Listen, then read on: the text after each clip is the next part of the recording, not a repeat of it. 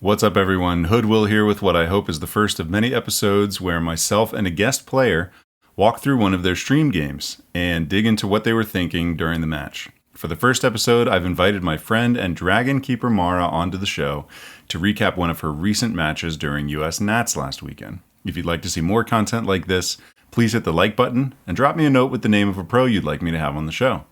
Thanks again and enjoy.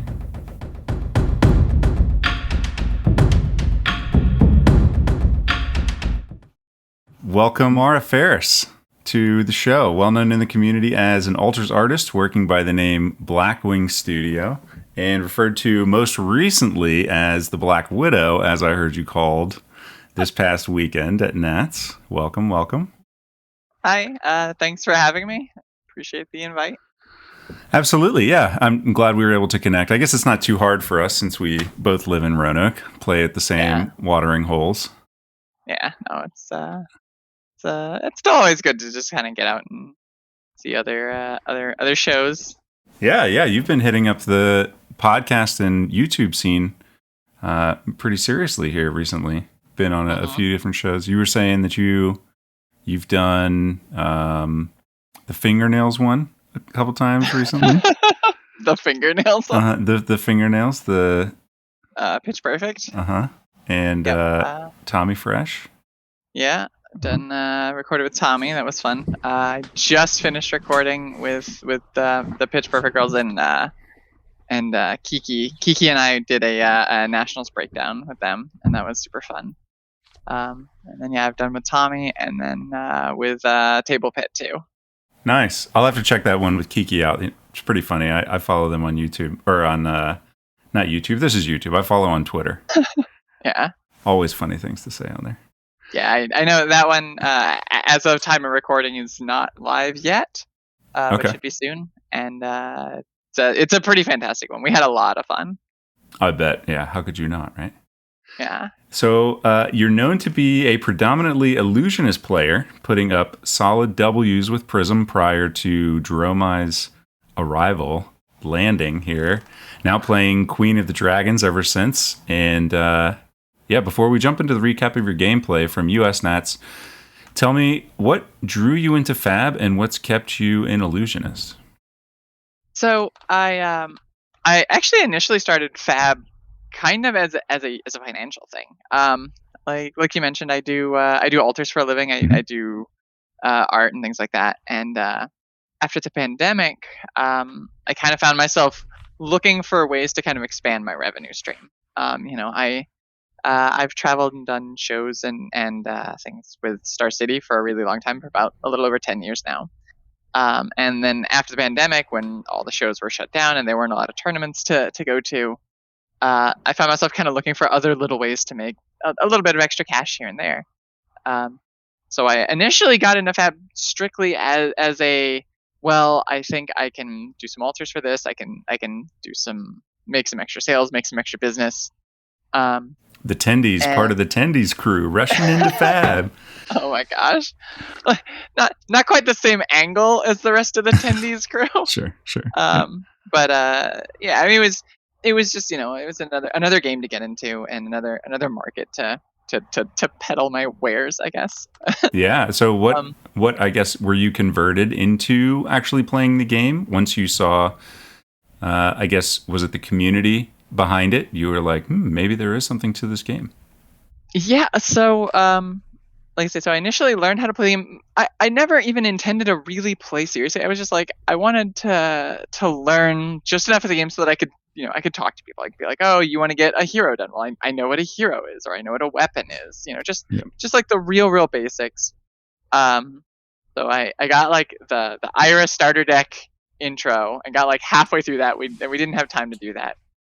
And then T. Tebow was a local here, a well-known player in the community.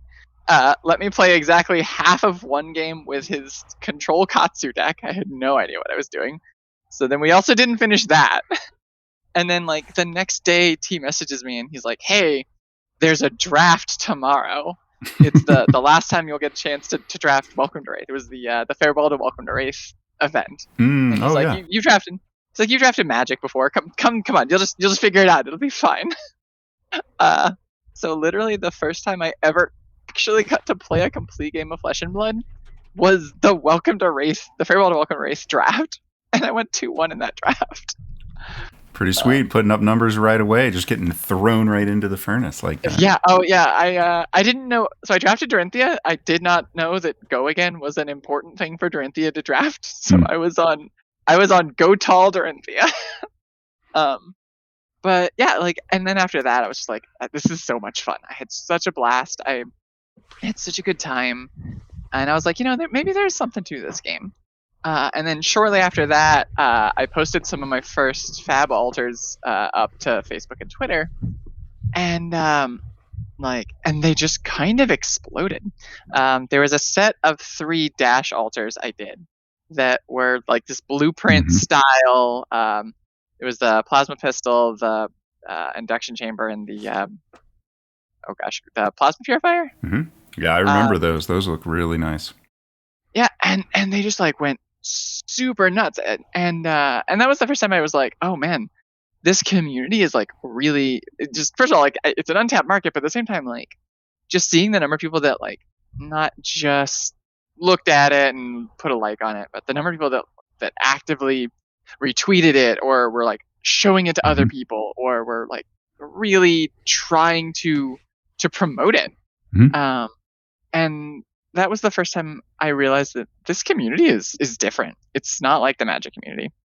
It's not like any other game community I've ever really felt like. I feel like I'm a part of something here. Yeah.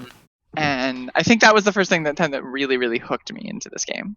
That I was just like, I want to be a part of this. I want to be here for this. Yeah. Those are. And it's sense. Those are a lot of really good feelings to have. I'm not sure why you would spoil all that by playing Prism right away. I mean, and actually, I was just thinking about this. It seems to me like you've been playing a lot longer than the Farewell Welcome to Wraith, but that was like the beginning of this year, and it doesn't seem like it was that long ago. That's crazy. Yeah, no, it was, I think, about mid-February of this year. Yeah, I've not actually been playing that long. I think we're right about 9 months now, give or take. Yeah. Man. So Prism, was it the power? Was it the beautiful light illusions cards? Was it the wanting to bling out and foil your deck like all the other Prisms? What was it? It's funny. I laugh because there is an alternate reality world. When I first started playing, I was like on a coin flip between Prism and Dash. They were the two that like really just kind of hit me aesthetically, and the playstyles looked interesting. And I ended up just settling on Prism, strictly because at the time, Prism was still on. Prism wasn't running Tunic. Prism was running Vestments, and Vestments were cheaper than a Teklo-Heart. And that was the nudge. Then Prism switched to Tunic like immediately after that. And it was just like, oh, well, never mind then. Also a pretty penny. Yeah. But yeah, no, it really was mostly just like, at first it was kind of the aesthetic, and the playstyle looked kind of interesting. And I kind of got into Prism just as a fun thing, like I say. I hadn't originally intended to get really competitive with the game. I hadn't really intended to go real deep. But so I picked up the deck and started playing Prism. And then very shortly after that was like right before Everfest released, and then the Everfest auras catapulted Prism into a tier 1 deck, and then I was like, all right, I guess I'm just playing the best deck in the meta now. And then you were the actual Tendies crew in Fab. Oh man, I need these cold foils so bad. Give me the blue aura cold foils.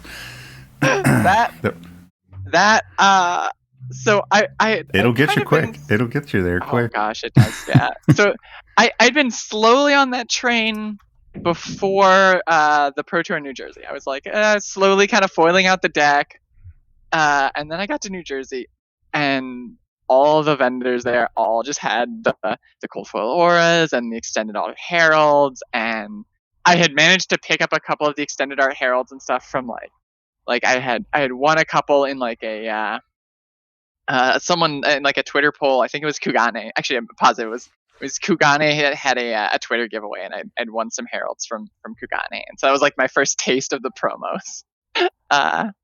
And then I got access to a bunch more. I literally I went to the Pro Tour with like 70% foil Prism deck, and I left the Pro Tour with 7 of 9 yellow cold foil auras, 9 of 9 blue cold foil auras, and almost all of the extended art heralds. Mm-hmm. So yeah, that was the final point. I was like, all right, I'm just all in on this. The Kool-Aid had been drunk, basically. Yeah. Oh yeah. Well, very cool, and been sticking with it. Like I said, Dromai. It's as soon as you saw Dromai coming down the line, all in. Oh yeah. So I wasn't initially all in on Dromai. I was like 80% in on Dromai. But I had kind of had this plan sort of laid out where I was like, okay, I like Dromai, I like the idea behind it. But like if she's just terrible and unplayable, I'm not gonna waste my time, you know. Sure. So when she first got spoiled, I was like, all right, I want to sit down, I want to see if I can figure this deck out. And if I can make Dromai work, I'm gonna play Dromai. If I can't make Dromai work, I want to start working on Icelander, because that was the other one that I was pretty interested in Icelander. Also, it seems like there's this weird split in the Prism community. Like almost entirely, the Prism community all went either to Dromai or Icelander. There's something about like those two decks that just hit the Prism buttons, I guess. But yeah, I had said I was gonna if I couldn't get into Dromai work, I was gonna try and make Icelander work, and then if I couldn't make Icelander work, I was just gonna go to Lexi. But then I just spent a bunch of time on Dromai, and I'm pretty happy with the deck, and I'm pretty happy with where she's at right now. Yeah, so I think I'm sticking with it. It seems like, at least to me, I mean, you're way further in the tank illusionist wise than I am, but it seems to me like she plays like a much just more balanced illusionist. Like the same kind of theme is there. But I want to hear it from you, since you're so seasoned in Prism, coming from Prism into Dromai. What are the similarities, and what are the major differences? So there's, I think it's actually a lot more differences than there are similarities. Okay. I think, like I say, I started playing Dromai because, it's the illusionist, and everybody's kind of looking for Prism Light. Mm-hmm. But the more I dive into Dromai, the more I realize that Dromai's really just kind of her own thing. Like I mean, she still has, phantasms, she still has illusions. So like this like very core of the classes there. She still has, permanence on board. She still, has that play style where she wants to build a board state. Mm-hmm. But she approaches it in such a different way than Prism that it feels like a wholly different deck. Like I came to Dromai for the Prism Light, and then I stayed to Dromai for the hard control dragon deck. I was going to say, if you don't say dragons right now, there's a problem. I do kind of like the dragons. Dragons are kind of fun. Well, let's jump into, you played some pretty spectacular matches this past weekend at US Nats, and a couple of them, at least that I was witness to, you were down to about 1 life left for quite a while. I think in the Chris Ray match, I saw you gain some life, like with Oasis, I think, probably. Yeah. But similar kind of experience in Limited. So I've got your game queued up. If you are ready to jump over that, we can do that. Sure. Sweet. So one thing I noticed about this, for whatever reason, when it was aired, it was sped up, I think like 1.5. So I've slowed it back down to the normal speed here, so we can see you not flinging your cards way across the board. It was really strange. I don't know why they aired it that way, but so they do that because they record 2 matches. Okay. So like there's 2 matches being recorded at once, and then they comment on one at full speed, and then they do the second one at half speed, just to kind of fill the time between rounds and things like that. Okay. So make sure they don't have so much dead time. So I must have missed the second table, because by the time I started watching live, I think they were just down to one table for top 8. Yeah, probably. I think once they Yeah. go down to top 8, then I think they're just kind of doing Yeah. the one. But like, yeah, during this, there was a second game happening next to us. Gotcha. Okay. So on the play here, so kind of walk me through like the start of game. What are you trying to do early on? Make Ash, obviously. So Dromai Unlimited pretty much has this very similar game plan to Dromai Constructed, especially into a game like Fi, where early game you just like the Ash generation early is super super important because you're gonna get to this point in the mid and the late game where you're kind of forced to block really heavily. And once you start blocking heavily, it becomes a lot harder to be able to spend cards to make Ash. Because effectively, like the Ash in your hand, once you kind of get to this point, like Ash has a life total cost where you start having to make these decisions of like, do I block with this card or do I save it so that I can pitch it to make Ash? And in a matchup like Fi, that becomes a very, very precious resource really quickly. So you really want to just make as much Ash as you can early on, while you're in a position, like especially on like very first turn, like the first turn or two, like you'll see a lot of that. And like you can kind of bleed a little bit of damage here and there just to kind of build that Ash up a little bit. But other than that, you still just kind of want to you want to go into this game plan where you want to block really heavily and then present a threat that they have to answer. Like usually it'll be like either Ash Wings or a dragon, because you're like essentially every dragon is life gain, right? Like every single time you play a dragon, they now have to respect that and they have to spend a turn, or they spend at least a card answering that. So like especially with like the 0-cost dragons, you can get a lot of advantage by spending one card to present a dragon, attacking them for damage, and then making them spend a card plus resources to then kill the dragon that you've still already done damage with. Yeah, basically putting like a buffer between your life total and their damage. Yeah. Yeah, that's cool. That's a good way to think about it. Yeah. This first couple of turns, I think, what was my arsenal? Oh, this is that break. Yeah, those breaking points are rough. They're kind of awkward to block. And Looks like you kept 3 cards here. Yeah. Yeah, I know this is I think this is the Dromai plus. What's the other card in my hand? I just don't remember. Was it a Rake? I don't remember the other card in my hand. And there's a Dromai and a Phoenix Flame and a 1-cost. I love how you brought your foils out for this too. Oh yeah. Everybody in chat was commenting on it because I'm playing Dromai in National, so I just have my full suite of the marbles. Everybody misses that I'm also playing a cold foil Ash, a cold foil Dromai, and a cold foil Storm of Sandakai. Yep, and the Helios Miter's foil down there too. Oh yeah, and my foil Helios Miter, of course. What was the other guy? Was it Rake? Oh, it was a Billowing. Okay. Mm-hmm. In hindsight, I probably could have blocked with that Billowing. Billowing is not like super relevant in this matchup. Like it's just about making that board, but like the one Ashwing in Fi is not terribly exciting. I'm actually a little bit surprised I kept it, but yeah. The Dromai is the important one. Like I really want to keep the Dromai. Let me say, like, because you just want to present these onboard threats. Like you just want to make your opponent have to deal with them. Sure. So wanting to present threats early, making Ash. What else are you hoping to see early game? So in draft, like I know this draft in particular, I had 2 red Ember Moss Enterprise and I think a yellow. And the Ember Moss are really good because, like, especially if they're early, just because they're just straight damage output. Like Fi tends to run very few poppers. Like there's just not a lot of poppers in draft in general.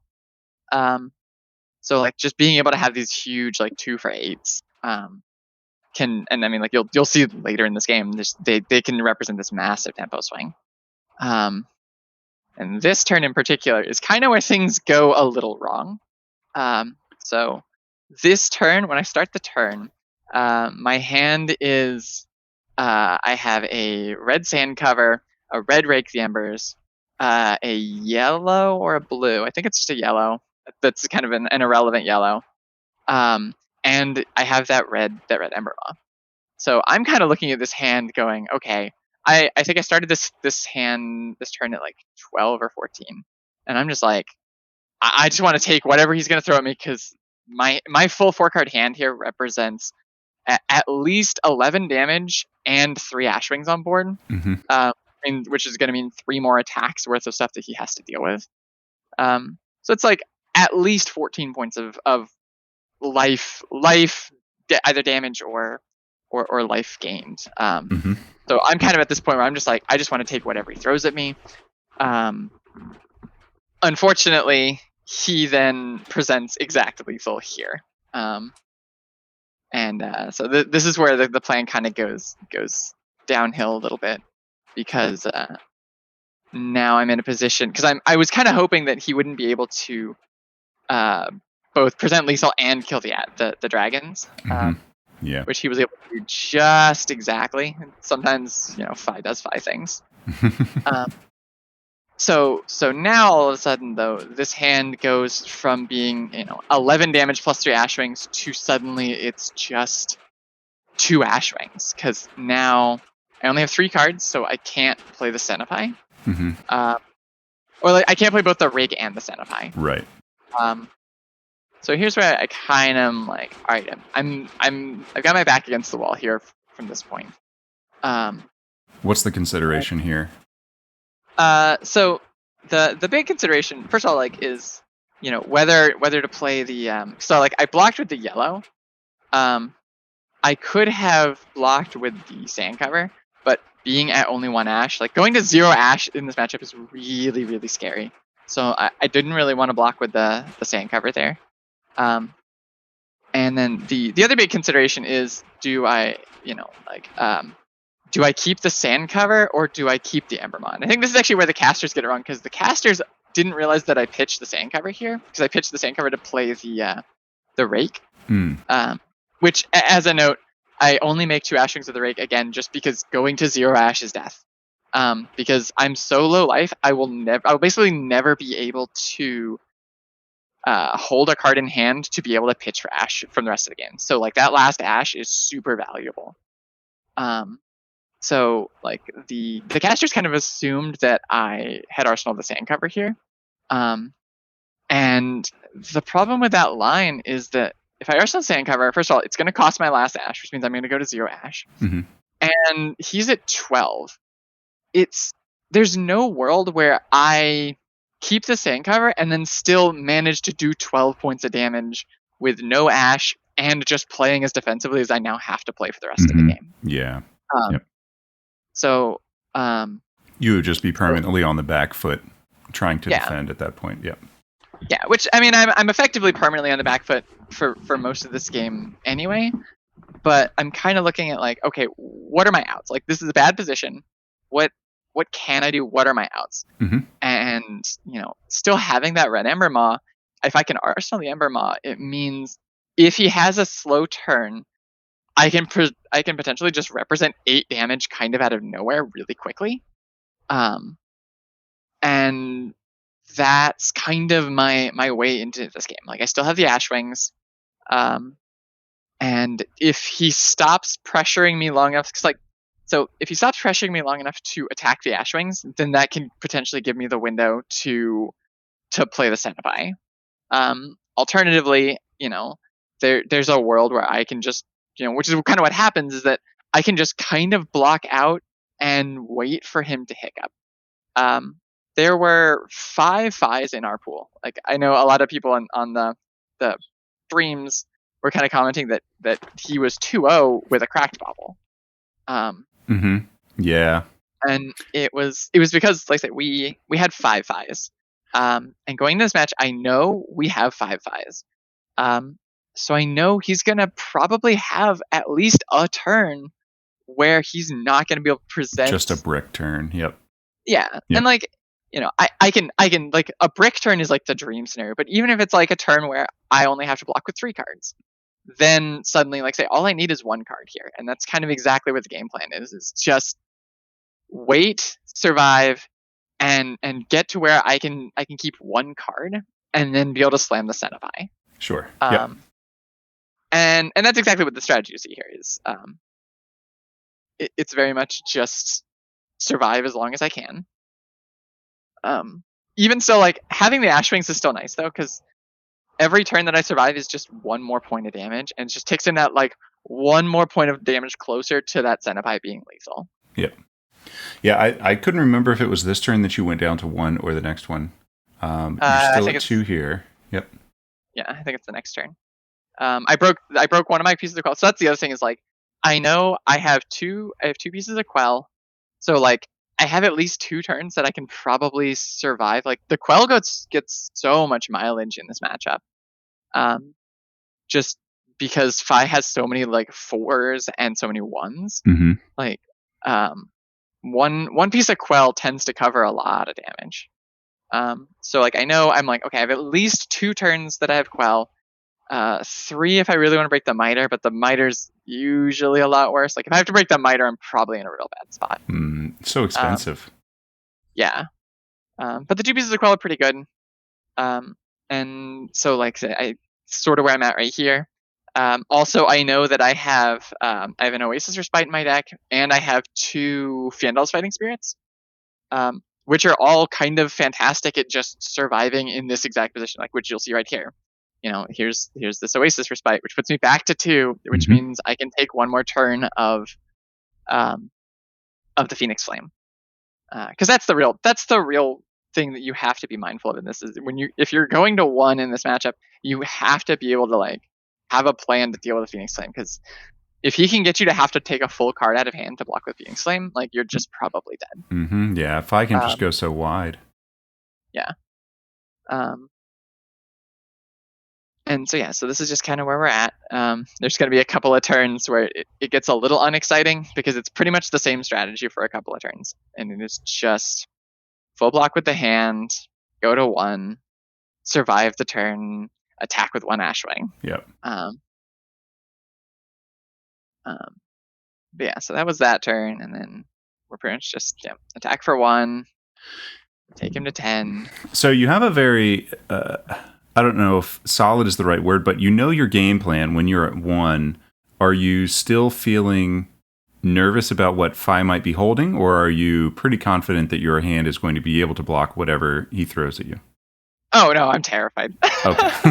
I mean, so this looks very like calculated, and to some level it is. Like this is planned. This is what the strategy is. But it's a risky strategy. Fi can sometimes just do Fi things. And I have like the 2 pieces of Quell going into this, and I have a couple pieces of life gain, so like I can survive a couple of awkward breakpoints here and there, but like there is a finite number of awkward breakpoints that I can survive when I'm at 1. And Fi just naturally has a lot of 4s. He has the 1s. So going into this is very much, it's a gamble. Like this is the only way I win this game. And, there's a real chance that he just like, if this card right here, if this is a 4, like I'm just dead. Or, I guess then one of the other things he plays is a 4, then I'm just dead.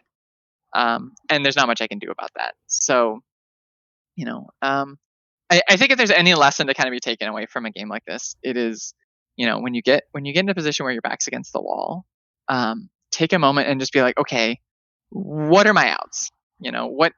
What has to happen for me to win this game? And then put yourself in the position to capitalize on that. Like we talked about the arsenaling the Cenobi versus the Sand Cover. The Sand Cover is definitely the safe play. Like it definitely keeps me alive longer. Like Sand Cover is great at covering another breakpoint. But you kind of have to look at it and just be like, okay, so I'm able to cover 1 more breakpoint, then I go to 0 Ash, and then I have no threats left. So like, what does that actually get me? It gets me to remain on camera for one more turn and then I die. And so like you kind of have to go into these, like saying, just figure out what your outs are, figure out what your plan is, and you stick to that plan, even if it's a long shot, even if you're like, it's gonna take my opponent just not having 2 4s in a row, which is kind of pretty much what a lot of this plan was. It's just hopefully my opponent doesn't have enough 4s to break over the cards I have. There's another one of those pieces of life gain, by the way. Back up to 2 here. Yep. And it looks like he does have the bobble in hand now, so I think this is the next turn. Yeah, so this is exactly the turn. This is exactly what I was waiting for. I need to wait for one turn where he can't take all 4 cards out of my hand. And even this is a risk because like I have a card and I'm like I could block that Phoenix Flame and stay at 2, and then also survive one more break point again later. Interesting choice by the Phi here to keep that bobble. Also, I'm really surprised that didn't get pitched and then something else get arsenal. So I know a lot of people kind of talked about that, and in hindsight, sure, it's probably a mistake. But realistically, like, there's no way he's expecting an Ember Moss Centipi here. And the bubble can always it basically just guarantees that he has the resource for an Emberblade next turn. So like, hindsight, it was the wrong choice. He should have pitched the bobble, and then because he needed 3 resources for the turn, but like he could have pitched the bobble plus the blue just to get the bobble out of hand. But like there's no way he's expecting. And there's definitely an argument to be had for him just thinking, oh, I'm just gonna hold this card and then I just guarantee that I have the resources I need for my next turn. But I get a little bit lucky here, and this turn, like, because he kept the bobble, and then he also hits just the worst brick hand. And this is exactly what I've been waiting on this whole game. Is like, I said, I knew there's 5 5s. I know he's got a couple of weak cards. I need him to just hit this one hand, and this hand literally has no attack actions. It's I think there's an uprising right there too. Yeah, there's an uprising, the bobble, an Oasis Respite, and a healing bomb. Like, so I'm hitting him for 8, and he suddenly realizes that he has nothing this turn. His best play this turn is like attack for 3, play a healing bomb. Yeah. And I will say, I think this is the turn where I kind of know I'm like, okay, I think I've got this game.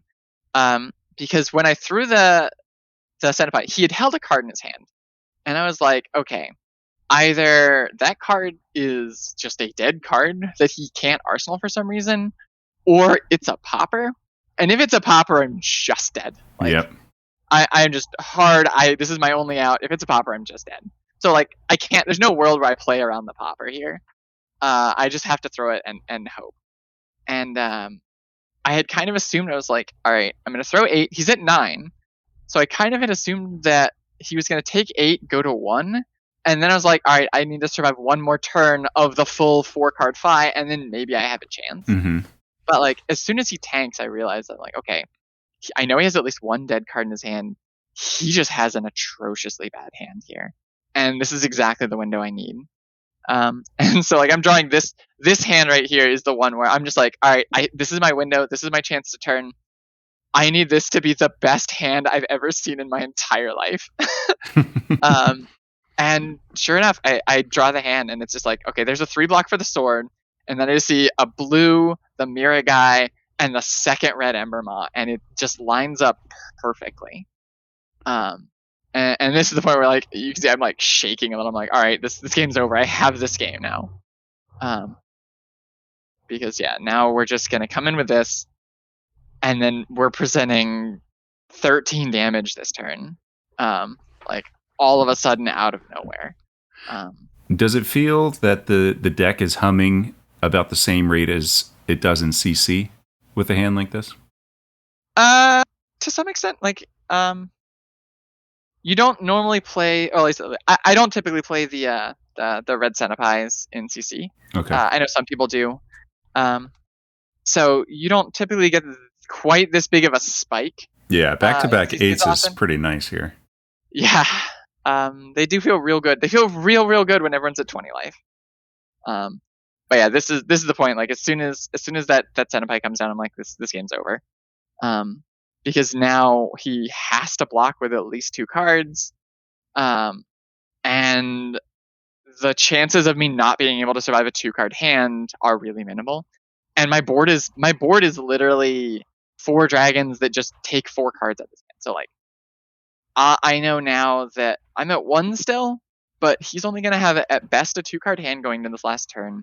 And if he doesn't kill me and I have even 1 red card left in my hand, I'm going to take his entire hand from him. An absolute worst case scenario. So yeah, this is the point where I'm feeling pretty confident about things. Not as terrified as you were before. Yeah. Oh gosh, I can't even remember. I was looking for something in my own graveyard and I don't remember what it was. I don't even remember anymore. I think I was checking to see how many red go-agains I had left. Because I was like, this is the only way I lose this is if I just don't find a red go-again. But yeah, I was pretty confident at this point. So if it's not a game that has just put you in a corner where you need to have something massive in Arsenal, what are you typically looking to put there in this limited meta? Into Arsenal? Mm-hmm. It sort of depends. I'm a big fan of keeping like things like Oasis Respite and your more defensive cards. They're just, especially in the 5 matchup where like they're just gonna have these awkward breakpoints. Mm-hmm. Especially with the ones where like they have these awkward breakpoints that also have on hits that represent a little bit more damage. And it's nice to just kind of have the ability to kind of cover that. Sure, something like Mounting Anger that would be a 4 and then +1 on whatever exactly. they banish. Yeah, because in this matchup, like every single point matters. Like it is very important in this matchup that like if he throws a 3, you cover it with a 3. If he throws a 4, you cover it with a 4. You know, like being able to squeak every single point and like out of every block and just being as efficient as humanly possible is really, really important in this because, you know, you'll see these games come down to one life very commonly. And yeah, so pretty much here, I've got the red rake in hand, and so I have a red rake and a sand cover, and then 2 other cards, and the 2 other cards are just they're gonna block. Like yeah, the Vincerikai is just gonna block. I don't have a blue in hand. There's no world where I'm playing the Vincerikai. But so you'll notice I hold the last 2 cards in my hand. Or I guess I have 3 cards. I have a red rake and it was a phoenix. It was a phoenix. It was a red rake, a phoenix flame, and a sand cover. And so I obviously can't block with phoenix flame, which is a little scary. But yeah. So like you see, I hold the sand cover just in case I need to have it to where like because the sand cover is also a really good enabler for go again. Like there's a world here where I could have blocked with the red rake and then just played the sand cover just to attack for 4.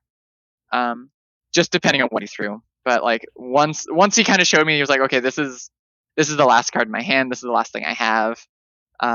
And I'm like, okay, I'm safe to just block with the sand cover, throw the red rake, and just absolutely because if I don't play the red rake, then I still take 4 cards out of his hand, and it's basically game at that point. But from here, I was like, I just want to end this game. I want to close it out right now. And the red rake is basically just gonna guarantee that like there's no way he's at 1. There's no way he can block 6. Can't get around it. Yeah. Yeah. And then I think we get the fist bump here. Yep. And there we go. Yeah, very masterfully done. Very nice. Yeah, how did you feel about that game heading into CC? I mean, I felt pretty good about it. I'm not gonna lie. You know, it's hard not to be pretty happy about a win like that, especially on camera. I was really grateful. We went straight from that game into the lunch break, and I was really grateful for that because I kind of needed the entire hour to sort of just like come back down from that game. Refocus, kind of get your center back about you. Yeah. You know. Also, like my phone exploded. like once that match went live, I checked my phone and I had like 70 Twitter messages and like 40 other Discord messages. It was insane. Yeah. Everybody was watching. The chat was blowing up. Even during the replay, I could see the chat replay. It was just like a chant in there. Mara, Mara. Yeah. It was pretty great. And such a roller coaster of a match too. I can't imagine what your emotions were like during it. Yeah, there was a point early on when that one hand went really bad when he presented the lethal. I was just like, oh my god, I'm gonna get destroyed on stream. This is awful. But yeah, you stick it out. Yeah. So like I think this is other thing too.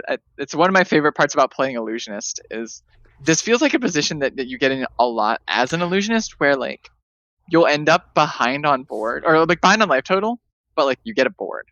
Mm-hmm. And then people's brains sort of turn off and they're just like, oh, ignore the board, just kill. So like when you play illusionist a lot, you get really good at playing from these like very low life totals.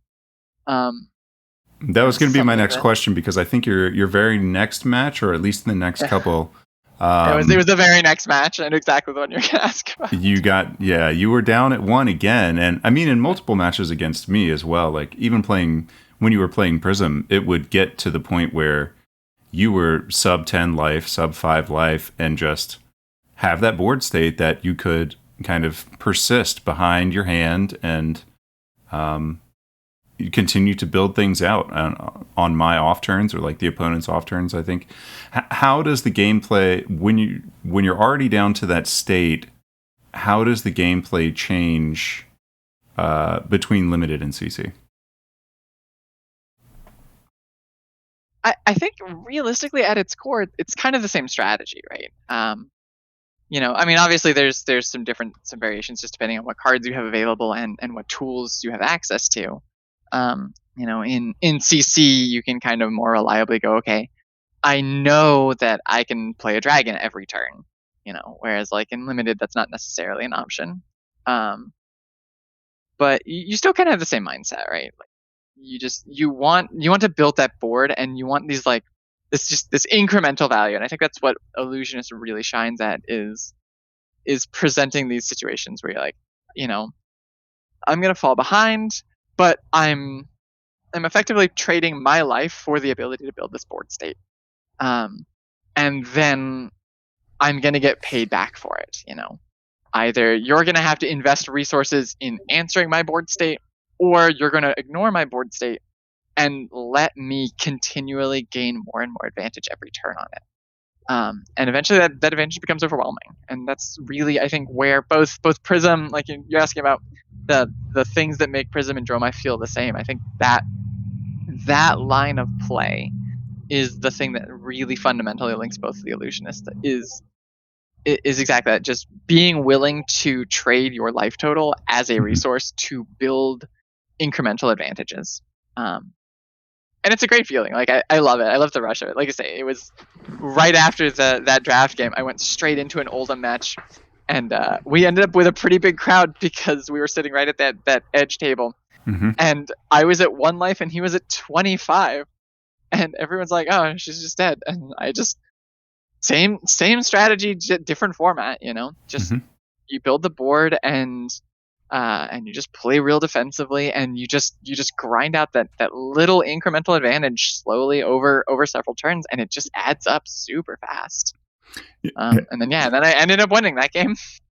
And it's interesting too that you said you were interested in Dash at the beginning, because it's similar in a lot of ways in that you have your items and your pistols sitting on the board, and that's always something that you can rely on in late game if your strategy of boost has gone the wrong way, or you're playing one of the more like turtle up decks that we've seen recently that just likes to block a lot and rely on the onboard items and weapons. Maybe that speaks to your gameplay style preference a little bit.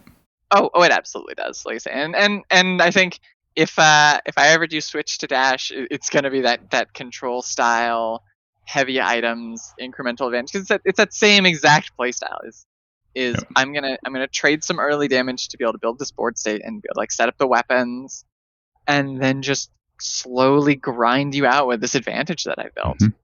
I love that play style. I really do. It's super fun. And it's a playstyle that a lot of people just don't know how to engage with. I think a lot of players just aren't accustomed to,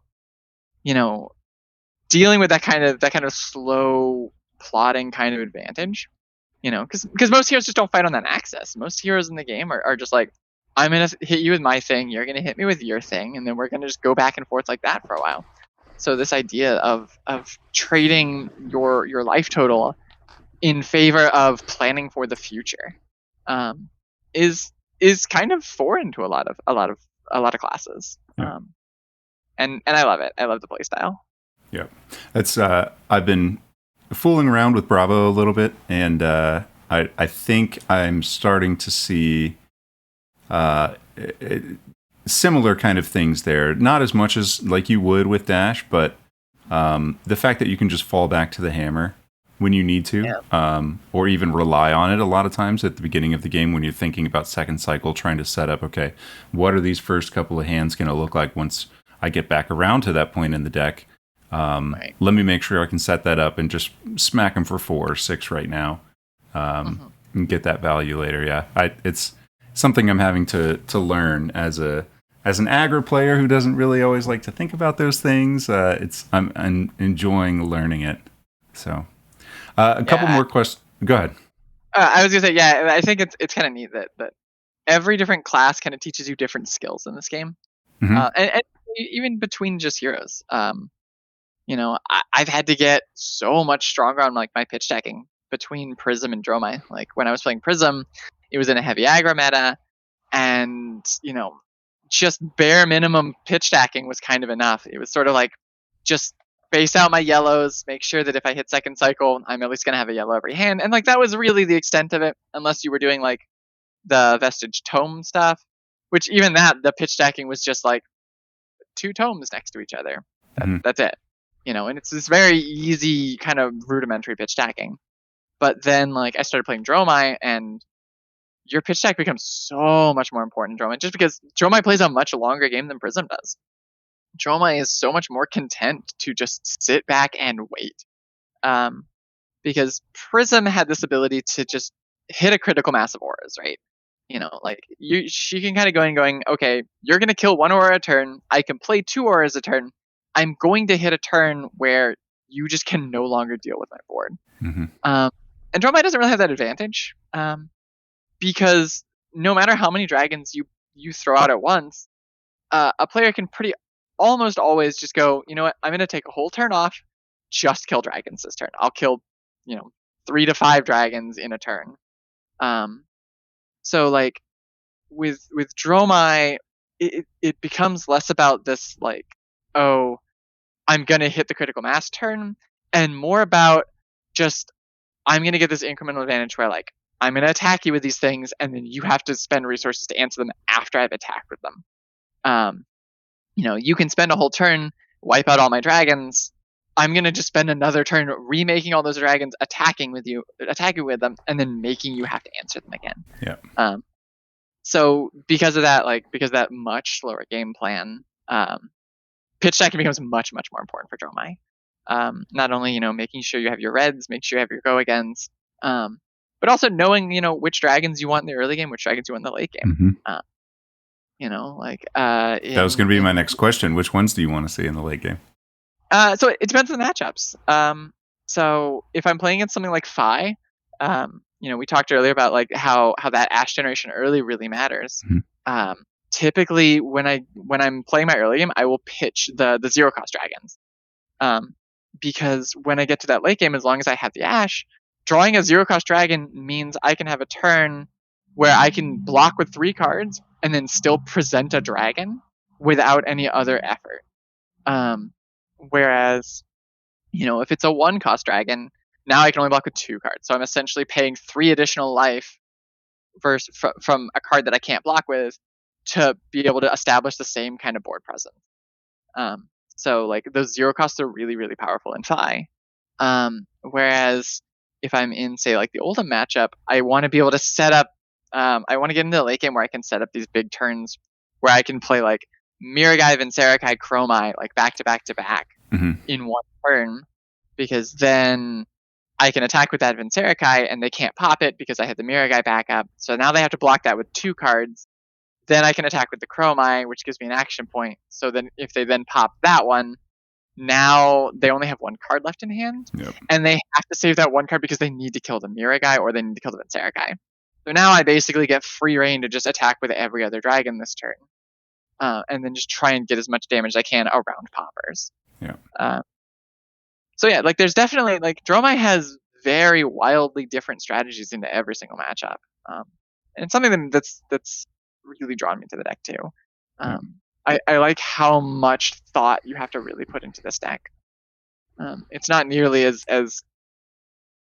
I definitely don't want to call Prism mindless. Prism is certainly not a mindless deck, but Prism is very much like whichever auras are in my hand, those are the auras I'm gonna play. You know, I'm just gonna try and jam my auras out every turn. Whereas Dromai really wants that longer game, and I think really wants to sculpt those later turns in a much more deliberate fashion than Prism did. Yeah, that makes a lot of sense.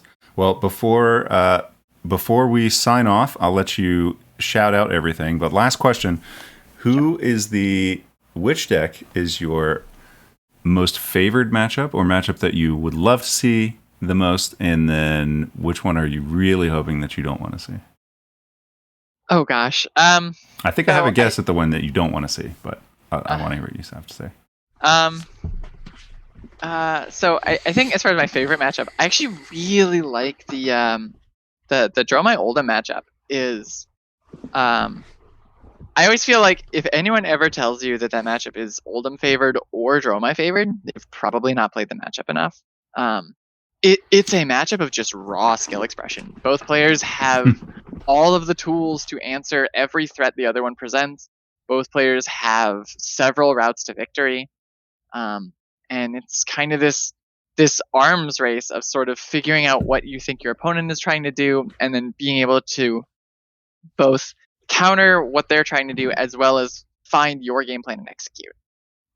It's a very, very skill intensive matchup, and it's a lot of fun.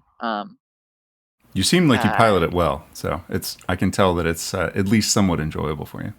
Yeah, it's a matchup I played a lot. It's still a tough matchup. Like, you know, I lost to it twice at nationals, but then I think I beat it twice at nationals. It's a tricky matchup, but it's a nice one. It feels very rewarding to win.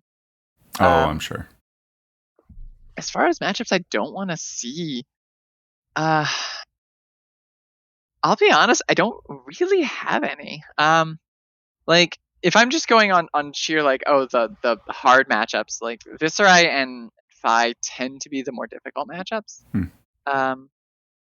But even then, I kind of enjoy those matchups. Especially the Phi matchup is actually kind of a lot of fun, because a lot of the Phi matchup is about those finding those very, very efficient blocks, finding the efficient lines, presenting dragons, managing Ash really well, and controlling their mass triggers. Like you literally playing the Phi Dromai matchup, you almost have to play their deck for them. In that, like, you kind of go into a turn and you're like, okay, I have this dragon in play or this dragon in play. I know he's going to want to work to get that mass trigger. What's the sequence of cards that he's going to try to play to get the most efficient mass trigger? And what blocks or what attacks can I block most efficiently to deny him that mass trigger?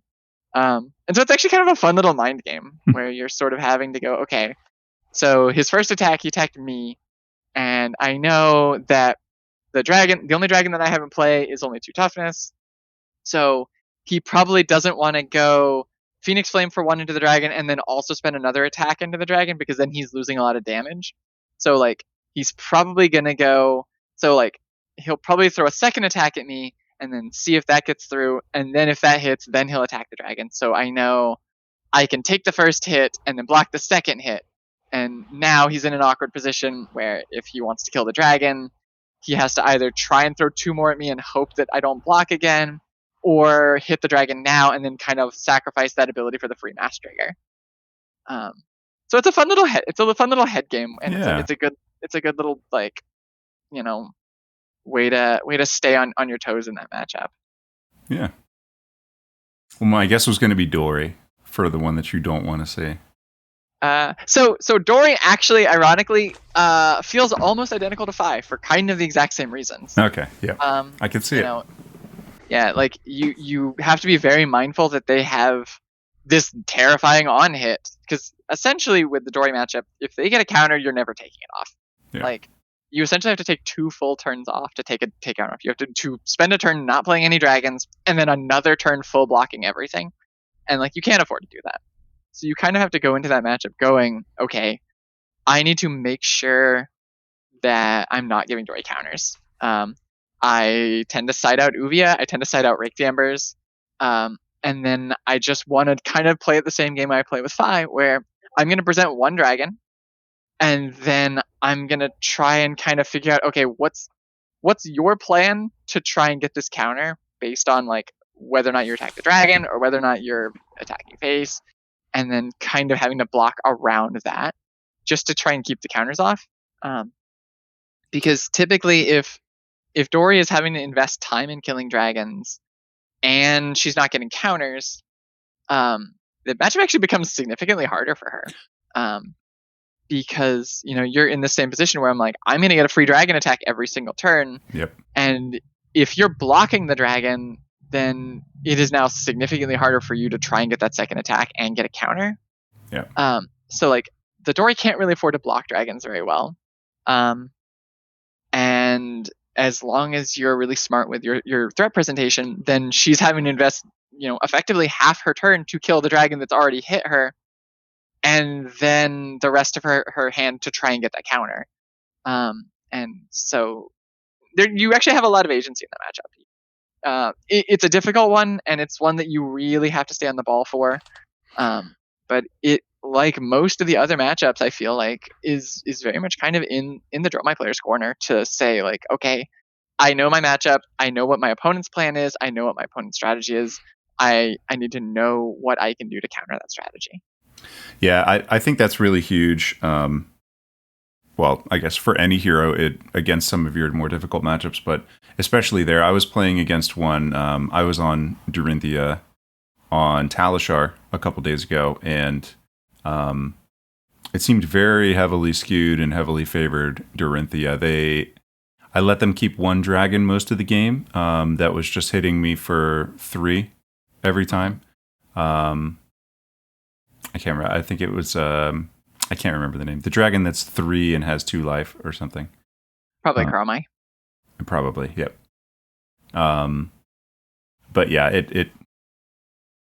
it seems like one that they just were not prepared for sideboard wise. Yeah. So like, see, this is exactly that sort of thing where like, if you tell me that you're like, hey, I'm gonna let you keep a dragon, I am blocking with 4 cards for the rest of the game. Like that becomes my game plan. Is I have this one dragon. This one dragon is going to hit you for 3 every turn, and I have 4 cards that all block for between 3 and 4. I can probably block more damage than you can deal, and I'm just going to block it all in the first hit. Like I'm just going to block that first hit for 12 damage, 13 damage every turn for the rest of the game, and then you're just going to take 3, and I'm just going to eat you that way. It's like it's the same. That's the same plan. I want to keep 1 dragon out, and then literally everything that isn't make a dragon is going to go towards just blocking. Sure. And preventing that counter. Because like I say, that once she gets 1 counter, the game gets so much harder. Because Dromai just can't take a counter off. There's no world where Dromai can take counters off of Dory without like a very serious investment. Yeah. I think we were probably at like 4 or 5 turns into the game at that point, and I had killed some dragons, got to the point where I think I had like 3 or 4 counters on, and I was just like, this 3 is not really going to do much to me the rest of the game. Once you have 3 or 4 counters on, the game's over. Like, absolutely. That game is 100% over at that point. There's very little that Dromai can do. Because at that point, then even if I'm blocking with a 4-card hand, I still can't entirely block you out. Yeah. Or even if I have like twinning combo with a go again in hand. I'm going to end up getting around that first hand block anyway. Yeah. It's definitely a tricky matchup. It is a very skill intensive matchup on both ends for sure. Yeah. Well, I really appreciate you coming on. This has been a lot of fun. I'm glad we were able to recap your game. Yeah. So overall at Nats, how did you do? I ended 9-5 for exactly 65th place. Which is a little heartbreaking, but overall, I made a couple of mistakes in a couple of games late in day one, where like I hadn't slept well and I hadn't eaten real well and I didn't take good care of myself, and I made a couple of really silly mistakes. It's important at those tournaments. You got to have the stamina. It's like a marathon. Yeah, no, absolutely. Yeah, to everybody, always bring snacks, eat well, sleep well, take care of yourselves at these events. Or you'll definitely pay for it. But other than those, like there were about 2 games like right at the end of day one that I felt like I just kind of brain fogged my way into 2 losses. Other than that, I was actually pretty happy with everything I did on the weekend. I got a lot of really close wins. I had a couple of pretty solid losses that still felt like good games, and I felt like I played really well on them. So overall, I can't be super sad with the events of the weekend. Yeah. Worlds? Yes? No? I do not have a PTI, but I will be there, and I'm going to be playing the calling. Sweet. Okay. I'm undecided as of now, but we'll see. I booked my plane ticket to Worlds when Lille was going on. Like I got so frustrated because I had a qualification for Lille, but I couldn't afford to go.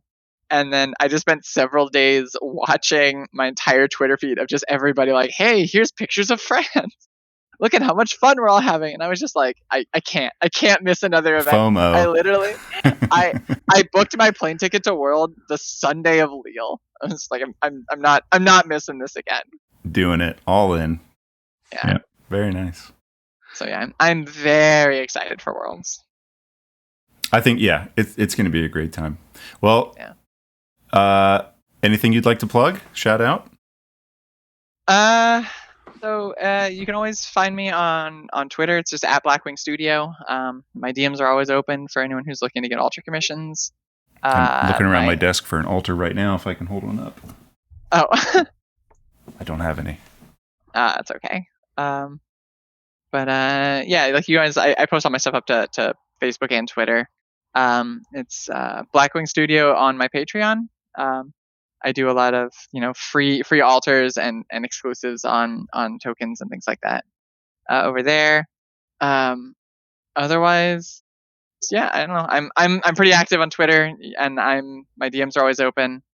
I will say one other shout out to the Realm Games Battle Hardened in Columbus. That's going to be October 22nd, October 24th that weekend.